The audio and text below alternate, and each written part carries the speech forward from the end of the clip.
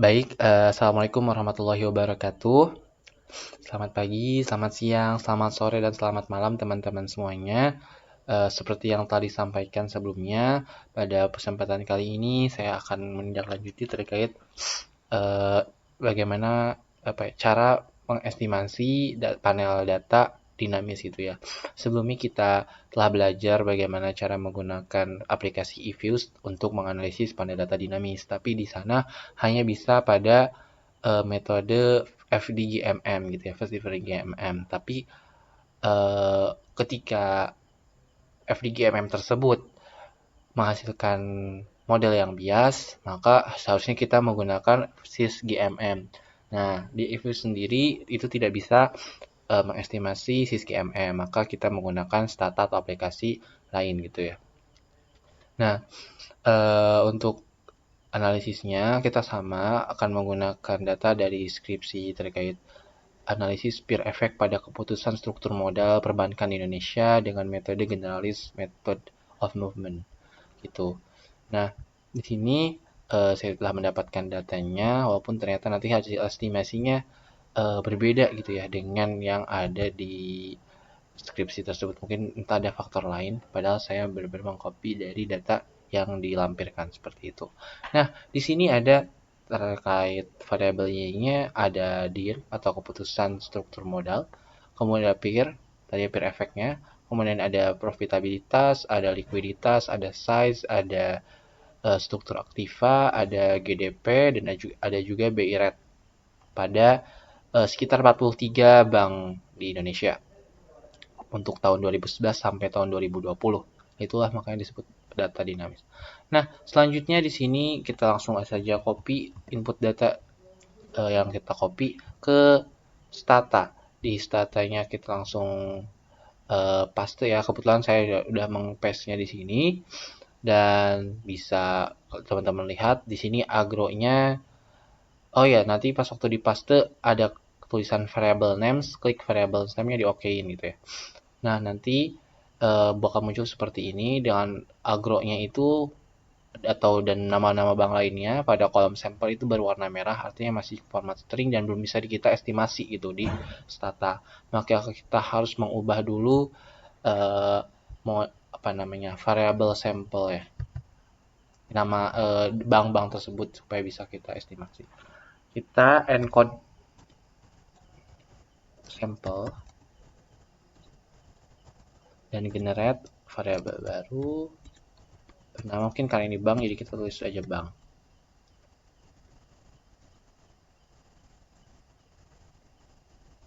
Nah, kemudian kita set dulu bahwa data ini, nah kita cek dulu ya di sini coba.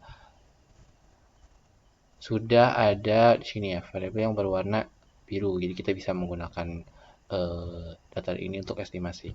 Kita setting dulu menjadi data panel, yaitu dengan cara xdset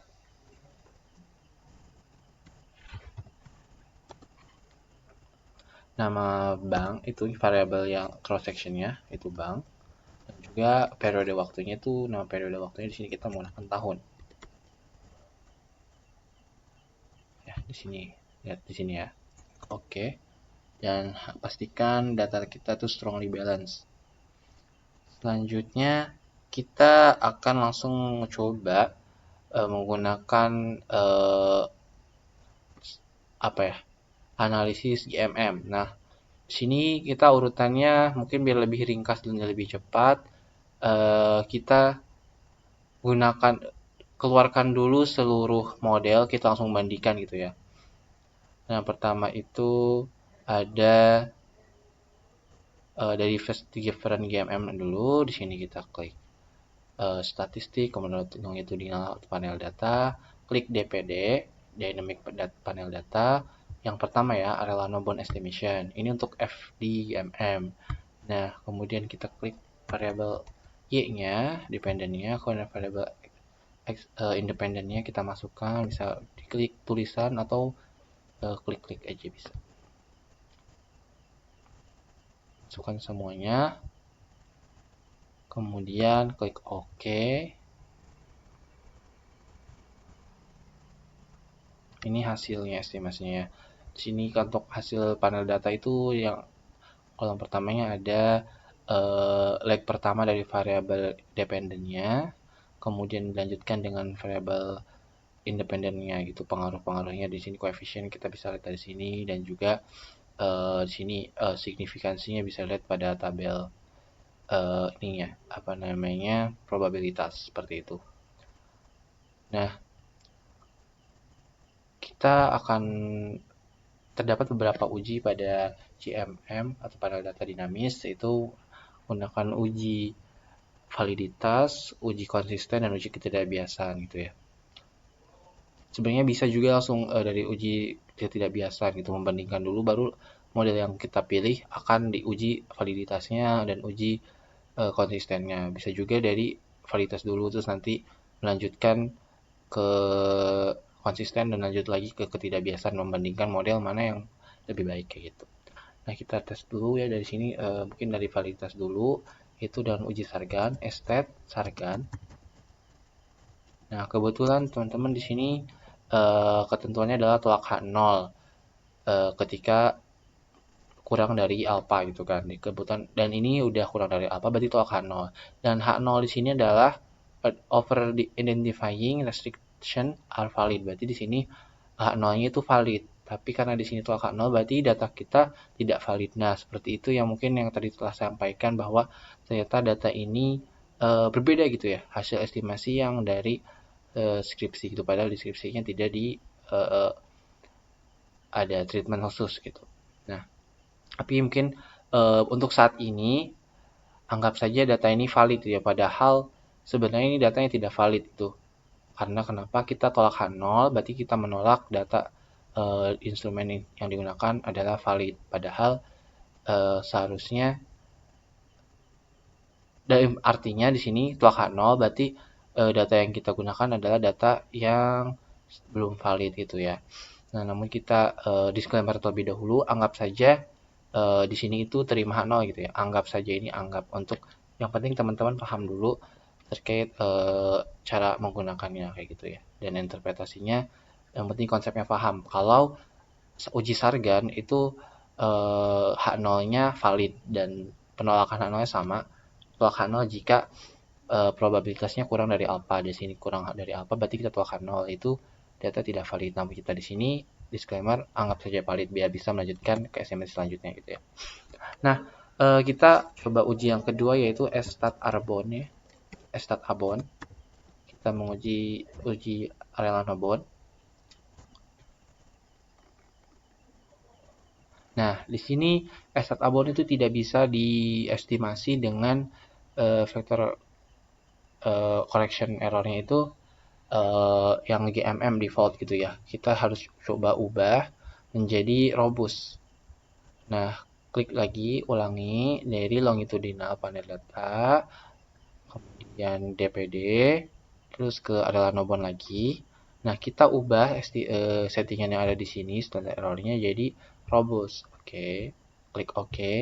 Nah, kita ulangi lagi untuk menguji Arellano-Bond.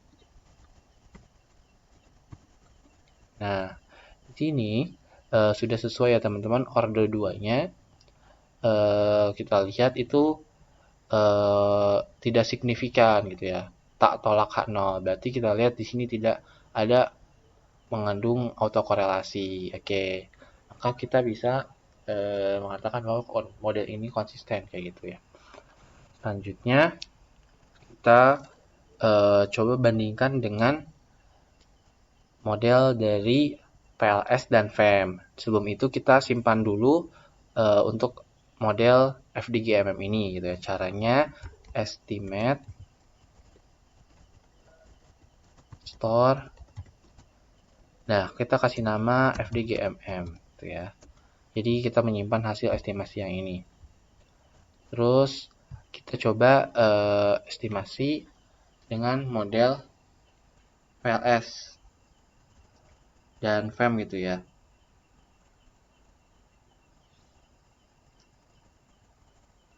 Untuk yang menggunakan FEM itu caranya kita extract, kemudian masukin variabel y-nya, dan di sini jangan lupa gunakan variabel leg pertama dari variabel dependent satu-i there pr, lanjut lagi ada roe, ldr, size, tang, kemudian gdp, pi7drr, koma, fe. Nah, ini sintaksnya untuk fem. Oh, per itu ketinggalan.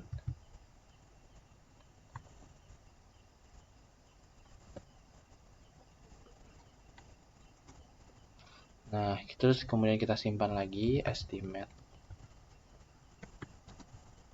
store fem ya, kita kasih nama fem. Nah, sekarang untuk yang PLS itu biasa regress. Nah, ubah di sininya regress there variabel y, kemudian leg pertama dari variabel y, terus variabel x 1 sampai seterusnya. Dihapus. Jadi ini. Supaya PR-nya ketinggalan.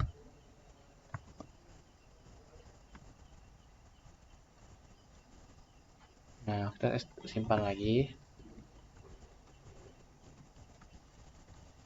PLS. Oke, sekarang kita bandingkan antara model PLS, model FEM, dan model FDGMM gitu ya, dalam satu tabel. Munculkannya dengan cara estimate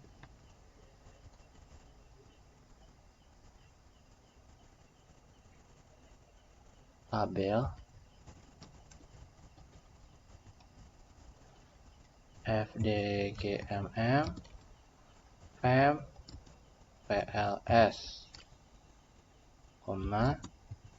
star stat. Nah, di sini kita bisa melihat ketidakbiasaan atau biasnya dari model FDGMM.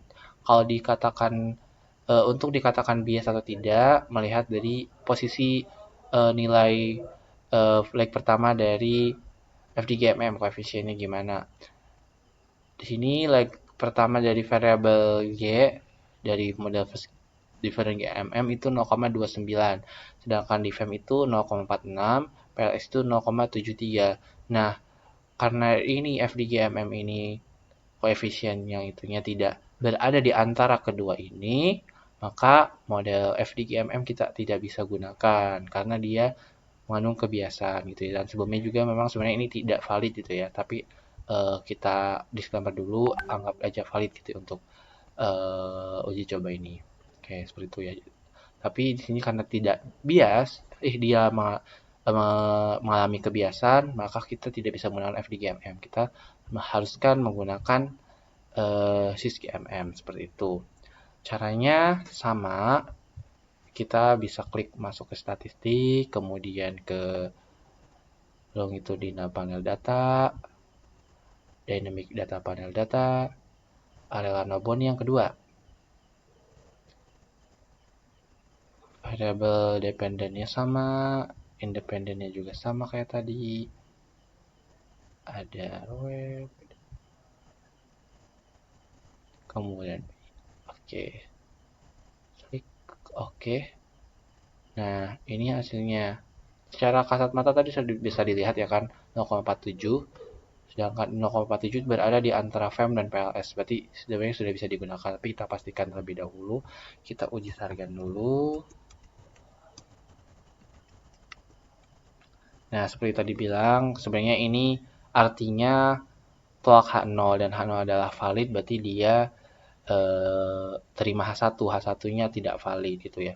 Cuman karena di sini sedang belajar, mungkin kita anggap saja di sini datanya valid ya, walaupun di sini sebenarnya tidak valid. Kemudian kita coba uji abon. Oh, sebelum menguji abon kita jangan lupa ubah dulu pada ininya ya, menambahkan robust. Caranya bisa tadi diklik di statistik atau juga klik di sini tambahin VCE kurung buka robust. Klik oke. Kemudian sini start abon. Nah, di sini untuk area nobon testnya pada leg kedua, order kedua di sini maaf ya, pada order kedua 0,7.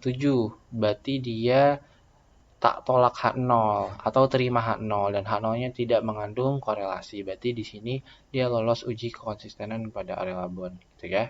Uji autokorelasinya dia lolos gitu, tidak mengandung autokorelasi.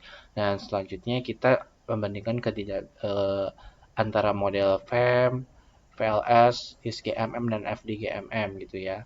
Untuk melihat ketidakbiasan dan juga model mana yang akan kita gunakan seperti itu. Seperti tadi sama estimate. Ini simpan dulu ya teman-teman, store sysgmm. Kemudian kita bandingkan.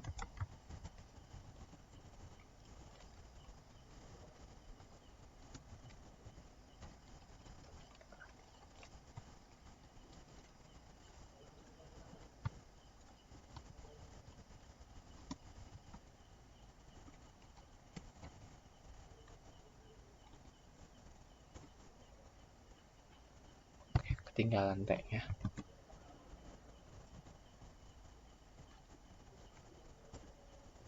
Nah, kita bisa lihat dan bandingkan di sini ya antara FDGMM, SIS dan FEM PLS mana yang bias dan tidak bias. Karena tadi di sini kita bisa lihat 0,29 itu tidak berada pada 0,46 dan 0,73, berarti dia bias. Kemudian 0,47 yang dari sisi MM itu berada di antara model PLS dan FEM. FEM dan PLS. Maka model yang kita gunakan adalah model yang sisi MM kayak gitu ya. Interpretasinya bagaimana? Mungkin tadi kita bisa lihat seperti ini. Bisa dilihat dari hasil sysGMM-nya. Nah, untuk sysGMM yang data yang dihasilkan ini merupakan data yang berlaku pada jangka pendek gitu ya. Berarti berlaku pada periode saat itu juga. Nah, misalkan artinya di sini untuk peer kita lihat 0,021 berarti dia berpengaruh signifikan secara positif gitu ya pada DR. Kemudian peer effect-nya berpengaruh, profitabilitasnya di 0,73 probabilitasnya, berarti dia tidak berpengaruh. Kemudian untuk LDR, likuiditasnya masih di bawah 0,05, dia berpengaruh secara signifikan negatif terhadap DER. Kemudian untuk size, ternyata dia tidak berpengaruh. Kemudian TANG berpengaruh. Untuk GDP, dia tidak berpengaruh. BI rate juga tidak berpengaruh terhadap keputusan struktur modalnya seperti itu ya. Jadi hanya variabel peer effect dan juga TANG dan profitabilitas. TANG itu struktur aktiva kayak gitu. Nah, ini karena jangka pendek kita bisa melihat apa estimasi dari jangka panjangnya juga nanti akan dijelaskan. Kemudian selanjutnya juga di Nah, selanjutnya di estimasi GMM juga kita bisa melihat konvergensi dari masing-masing apa ya di sini sampelnya gitu. Nah, khususnya pada variabel yang kita teliti. Misalkan di sini terkait keputusan struktur modalnya gitu ya. Nah, kan di sini beda-beda tuh dari beberapa sampelnya dan kita bisa melihat kapan sih seberapa cepat kesenjangan antara bank tersebut akan berkurang kayak gitu dengan cara melihat negatif dari log variabel ini koefisiennya gitu ya. Misalkan di sini dari kan kita pakai sysGMM ya. Nah, lihat dari sini koefisiennya itu 0,477. Nah, kita di min log-kan gitu ya. Rumusnya itu display min log kurung buka angka yang ada di sininya gitu ya, koefisiennya. Terus klik enter. Nah, di sini ada 0,73 berarti 70 sebesar kesenjangan pada setiap bank itu khususnya pada keputusan ke struktur modalnya itu akan berkurang sebesar 73% gitu setiap tahunnya kayak gitu. Itu untuk konvergensi. Selanjutnya ada juga kita bisa melihat jangka panjang, pengaruh jangka panjangnya, karena di sini di display hasil dari sistem GMM itu merupakan dari GMM itu merupakan hasil dari pengaruh jangka pendeknya gitu ya, berpengaruh pada periode saat itu juga kayak gitu. Jadi kita bisa melihat pengaruh jangka panjangnya caranya dengan membuat membagi dari aku kan ini jangka pendek gitu ya. Jadi jangka pendek ini kita bisa melihat jangka panjangnya melalui akumulasi dari pengaruh-pengaruh jangka pendek pada setiap periode, tapi dibagi dengan koefisien lag dari variabel dependennya itu kayak gitu ya. Coba sekarang kita gunakan rumus NLCOM spasi beta dari koefisien yang akan kita lihat gitu ya. Tapi kita bisa melihat semua secara langsung. Misalnya kita akan melihat koefisien ER kurung buka terus dibagi kurung buka 1 dikurangi.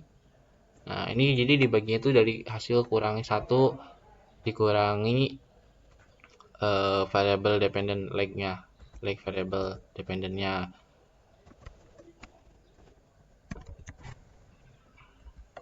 Jangan lupa kasih beta di sini. Ya. Terus kurung tutup. Ini kalau kita mau melihat 1. Jadi di sini. Nah, ini pengaruh jangka panjangnya itu koefisiennya kayak gini ya. Dan ternyata berpengaruh juga itu ya, signifikan kalau secara jangka panjangnya. Sedangkan kalau jangka pendek kita bandingkan untuk sisgi MM, mana sisgi MM? Nah, ini sisgi MM. Pada jangka pendeknya memang juga jangka pendek dia berpengaruh dan tadi hasil jangka panjang juga berpengaruh. Nah, kita bisa melihat kan dari satu-satu kita bisa melihat secara akumulat itu ya. Copy aja biar cepat. Ini kasih dalam kurung lah. Gitu. Nah, ini copy tinggal diubah variabelnya aja. Ini enter. Ganti isinya tadi apa? Roe. Ganti lagi di sini ada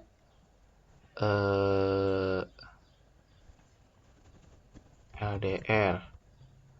Tambahin lagi di sini ganti jadi size. Tambahin lagi di sini ganti jadi tang. Dan seterusnya. Tambahin lagi di sini jadi GDP. Tambahin lagi di sini jadi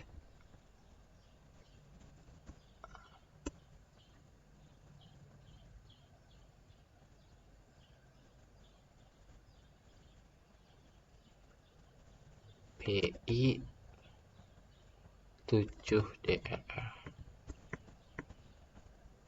Enter. Nah, sini ini adalah tabel pengaruh jangka panjang dari variabel X1, 2, 3 dan 4 kayak gitu ya. Teman-teman bisa melihat ternyata di sini ada pair efek ternyata masih berpengaruh signifikan. Kemudian untuk justru ROE dalam jangka panjang dia tidak begitu berpengaruh signifikan. Kemudian ada LDR berpengaruh ya, profitabilitas, kemudian size juga tidak berpengaruh signifikan.